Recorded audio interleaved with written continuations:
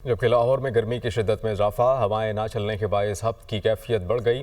दर्जा हरारत में भी बतदरीज इजाफा होने लगा। आज कम से कम दर्जा हरारत 31 जबकि ज़्यादा से ज़्यादा दर्जा हरारत 40 डिग्री सेंटीग्रेड तक जाने का इम्कान है। मज़ीद जानते हैं सामिया सईद से।